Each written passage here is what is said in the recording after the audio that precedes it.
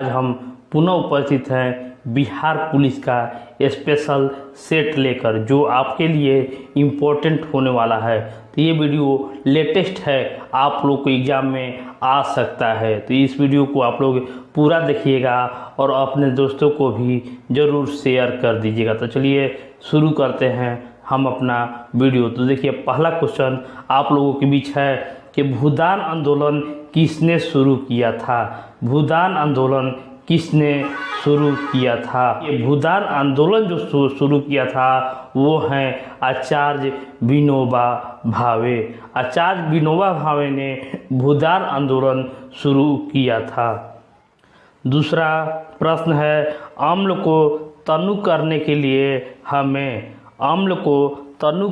लिए हमें जल में अम्ल को उड़ेलना है। ऑप्शन बी, जल में अम्ल को उड़ेलना है। वेरी इम्पोर्टेंट प्रश्न है, जल का अधिकतम घनत्व कितना होता है। जल का अधिकतम घनत्व कितना होता है। देखिए, ऑप्शन है 100 degree centigrade, 4 degree centigrade, 0 degree centigrade और इनमें से कोई नहीं।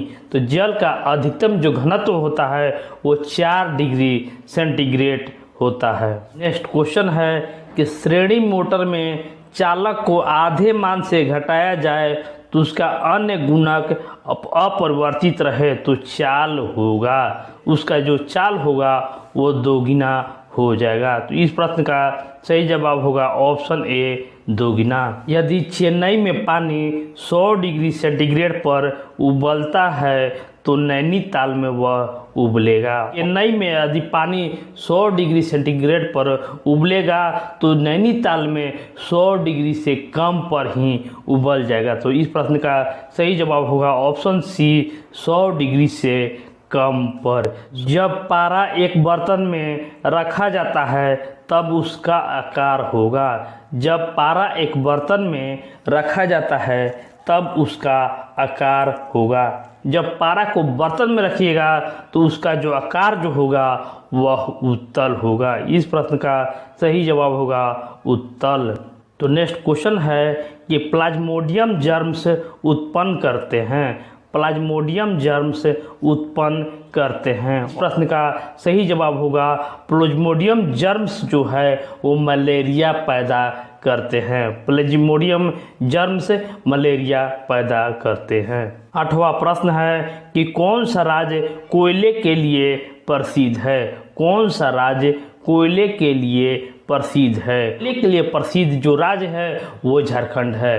तो इस प्रश्न का सही जवाब होगा ऑप्शन डी, झारखंड। अगला क्वेश्चन है कि मुगल सम्राट जहांगीर का मकबरा कहाँ पर है। मुगल सम्राट जहांगीर का मकबरा कहाँ पर है। मैंने ट्रिक आप लोग को दिया था, आप हमारे प्लेलिस्ट या डिस्क्रिप्शन बॉक्स में जाकर वहाँ पर देख सकते हैं कि कौन मुगल शासक का मकबरा कहाँ पर है। इसका मैंने ट्रिक दिया है।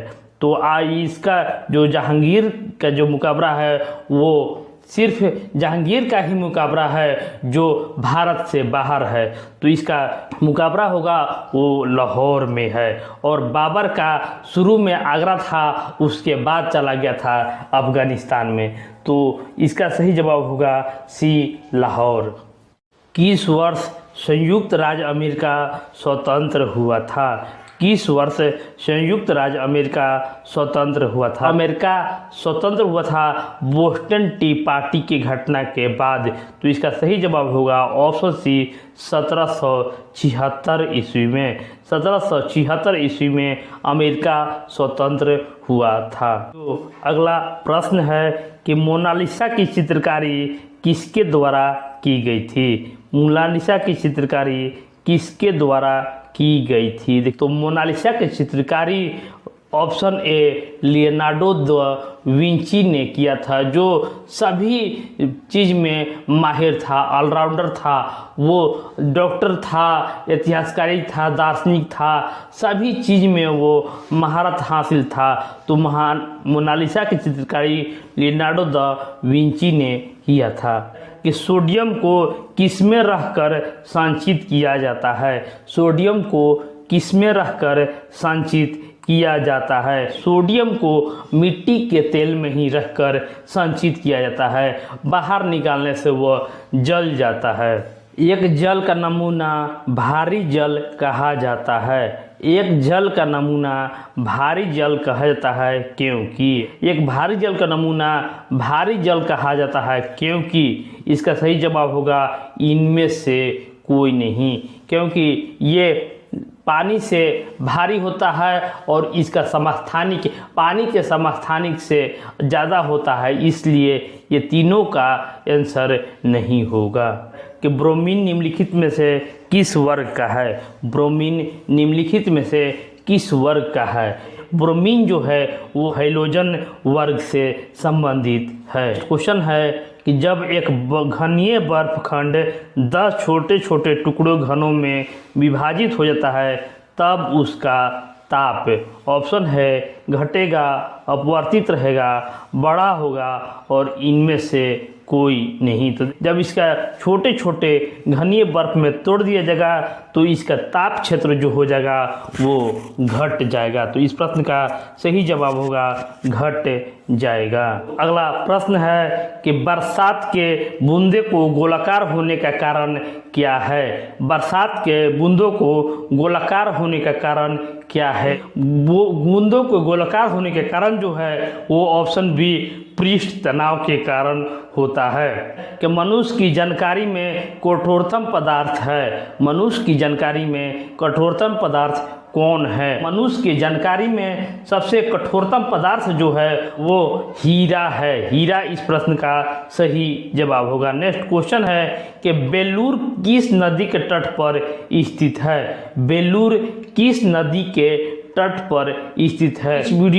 इस क्वेश्चन का आंसर आप लोगों को हमारे कमेंट बॉक्स में देना है। बेलूर किस नदी के तट पर स्थित है? ऑप्शन देखिए हेमावती, कावेरी, यांगची और तुंगभद्रा है। तो 18वां प्रश्न का आंसर जो होगा वो आप लोग को कमेंट बॉक्स में देना है। जो अगला प्रश्न है कि कर्नाटक में सबसे बड़ा जिला कौन सा है? कर्नाटक में सबसे बड़ा जिला कौन सा है? कर्नाटक में सबसे बड़ा जो जिला है वो बीजापुर है। बीजापुर इस प्रश्न का सही जवाब होगा। 20वां प्रश्न है कि गोकक जलप्रपात किस जिले में स्थित है? गोकक जलप्रपात किस जिले में स्थित है? बेलगांव में, धारवाड़ में, रायचूर में और बीदर में। तो देखिए गोकक जलप्रपात जो है वो बेलगांव में स्थित है।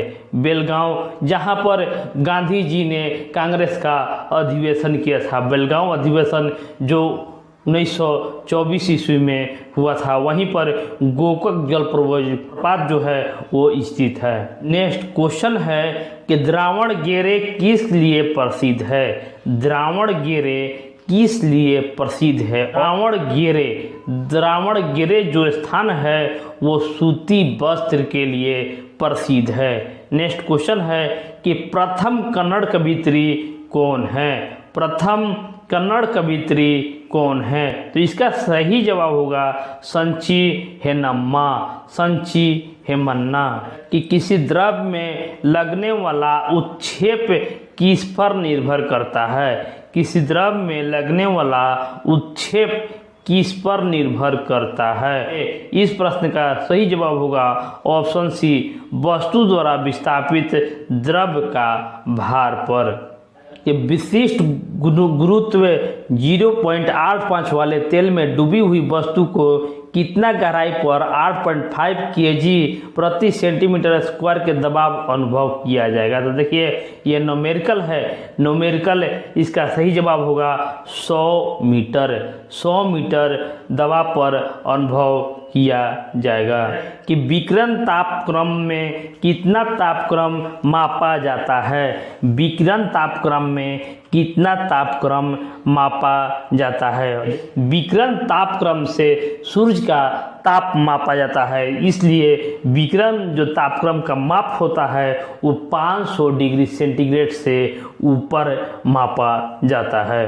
किसी पाइपलाइन के केंद्र पर किसी कण का वेग होता है। किसी पाइपलाइन के केंद्र पर किसी कण का वेग होता है वो अधिकतम होता है। अधिकतम कार्क से एक अच्छा स्टैटिक पदार्थ है क्योंकि यह कार्क एक अच्छा स्टैटिक पदार्थ है क्योंकि यह ध्वनि उत्पन्न करता है, ध्वनि को अवशोषण करता है, ध्वनि को परिवर्तन करता है और इनमें से कोई नहीं। तो इस प्रश्न का सही जवाब भारतीय संस्कृति का स्वर्ण युग था। भारतीय संस्कृति का स्वर्ण युग था। भारतीय संस्कृति का जो स्वर्ण युग था वो था गुप्त काल। दूसरा आंग्ल मैसूर युद्ध का अंत किस संधि से हुआ था? दूसरा आंग्ल मैसूर युद्ध किस संधि के से हुआ था? देखिए ऑप्शन है मंगलोर, मैसूर, श्रीरंगपट्टनम और इनमें से कोई नहीं। तो इसका भी मैंने ट्रिक दिया था कि आंग्ल मैसूर युद्ध का अंत जो हुआ था संधि के तहत हुआ था। देखिए 3 युद्ध हुआ था और तीनों में तो पहला जो युद्ध का अंत हुआ था वो मैसूर से हुआ था, दूसरा मंगलोर से हुआ था और तीसरा श्रीरंगपट्टनम से हुआ था। तो इसका मैंने ट्रिक दिया था मामाश्री से। आप लोग याद रखिएगा कि दूसरा जो युद्ध का अंत हुआ था वो मंगलोर की संधि से हुआ था। चीन में लाल क्रांति हुआ था। चीन में लाल क्रांति जो हुआ था वो 1949 ईस्वी में हुआ था। अदरक के पंजे नाम का प्रसिद्ध नाटक किसने लिखा? अदरक के पंजे जो लिखा था प्रसिद्ध नाटककार जो हैं वो हैं सफदर हाशमी। नगर से लोनी को जोड़ने वाली LPG पाइपलाइन की लंबाई कितनी है? इस प्रश्न का सही जवाब होगा ऑप्शन सी 1250 है। 1250 है जामनगर से लोनी के बीच LPG पाइपलाइन।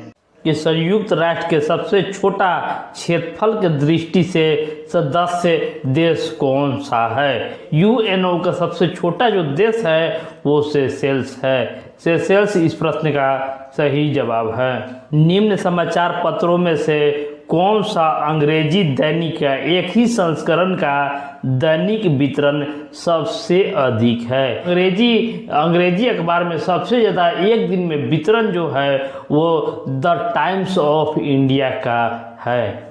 कि ग्लोबल वार्मिंग में अमेरिका का कितना भागीदारी है? ग्लोबल वार्मिंग में अमेरिका का 10% भागीदारी है। टका या रुपया चांदी का सिक्का निम्नलिखित में से किसके द्वारा चलाया गया था? टका या रुपया का शुरुआत जो किया था वो शेरशाह सूरी के द्वारा किया गया था। नेवल एकेडमी स्थित है। नेवल एकेडमी स्थित है। ऑप्शन है मुंबई में, कोचीन में, गोवा में और विशाखापट्टनम है। नेवल एकेडमी जो है वो कोचीन में स्थित है। नेवल एकेडमी कोचीन में स्थित है। नेक्स्ट क्वेश्चन है कि बडोगा जनजाति किस भारतीय प्रदेश में है? वो याद रखना है कि बडोगा जनजाति किस राज्य से संबंधित है। देखिए ऑप्शन है असम, आंध्र प्रदेश, मध्य प्रदेश और तमिलनाडु। तो देखिए बडोगा जो जनजाति है वो तमिलनाडु राज्य से संबंधित है। भारत के रिमोट सेंसिंग सैटेलाइट के जनक कौन हैं? के कस्तूरी रंगन भारत में रिमोट सेंसिंग सैटेलाइट के जनक के नाम से जाने जाते हैं। कि चंद्रगुप्त मौर्य के बाद मौर्य सिंहासन पर निम्नलिखित में से कौन बैठा? चंद्रगुप्त मौर्य के बाद मौर्य सिंहासन पर निम्नलिखित में से कौन बैठा? चंद्रगुप्त मौर्य के बाद बिंदुसार गद्दी पर बैठा था। लौह की कमी से होता है। लौह की कमी से होता है। लोहा की कमी से जो होता है वो रक्तहीनता होता है। लोहा के कमी से रक्तहीनता होता है। आगे क्वेश्चन है कि ओणम किस राज्य का विशिष्ट त्यौहार है? ओणम जो है वो केरल का है। ओणम केरल का और पोंगल कहे तो पोंगल तमिलनाडु का है। ये आप लोग को ध्यान देना है कि ओणम केरल और पोंगल तमिलनाडु। तो 43वां प्रश्न है कि गणित सार किसने लिखी? गणित सार किसने लिखी थी? गणित सार जो लिखा था वो हैं श्रीधर। श्रीधर ने गणित सार को लिखा था। आगे क्वेश्चन है कि यहूदियों को धार्मिक पुस्तक का क्या नाम है? यहूदियों की धार्मिक पुस्तक का क्या नाम है? यहूदियों का धार्मिक पुस्तक है जो तुराह है। तुराह यहूदियों का धार्मिक पुस्तक है। विश्व के सबसे मीठे पानी का झील कौन सी है? विश्व के सबसे मीठे पानी का जो झील है वो लेक सुपीरियर है। लेक सुपीरियर जो ऑस्ट्रेलिया में मौजूद है। नेक्स्ट जो क्वेश्चन है कि निम्न में से कौन सी नदी स्थल रुद्र सागर में गिरती है? इस प्रश्न का सही जवाब होगा वोल्गा। स्थल रुद्र सागर में गिरती है वो है वोल्गा नदी, जो यूरोप की सबसे बड़ी नदी है। आगे क्वेश्चन है कि जैनियों का प्रसिद्ध तीर्थ स्थल कौन है? जैनियों का प्रसिद्ध तीर्थ स्थल कौन है? जैनियों का सबसे पवित्र तीर्थ स्थल जो है वो पारसनाथ है। और सारनाथ, सांची और नालंदा जो है वो तीनों बौद्धों का तीर्थ स्थल है। विश्व रेड क्रॉस दिवस मनाया जाता है। विश्व रेड क्रॉस दिवस 3 मई को मनाया जाता है। रेड क्रॉस दिवस 3 मई। नेक्स्ट क्वेश्चन है कि निम्न में से कौन सी नदी भारत में जल अफवाह क्षेत्र सर्वाधिक है? भारत में सबसे अधिक जल अफवाह वाला नदी है वो है गोदावरी। गोदावरी इस प्रश्न का सही जवाब होगा। इस वीडियो का लास्ट क्वेश्चन आप लोगों के बीच है कि भारत का सबसे बड़ा संग्रहालय कहाँ है? भारत का सबसे बड़ा संग्रहालय कहाँ है? चेन्नई में, हैदराबाद में, दिल्ली में और मुंबई में। तो सबसे बड़ा सालार जंग संग्रहालय जो है हैदराबाद में। तो इस प्रश्न का सही जवाब होगा हैदराबाद। तो इस वीडियो को आप लोग ज़्यादा से ज़्यादा लोगों तक शेयर जरूर कीजिएगा, लाइक कीजिएगा और चैनल को सब्सक्राइब कीजिएगा।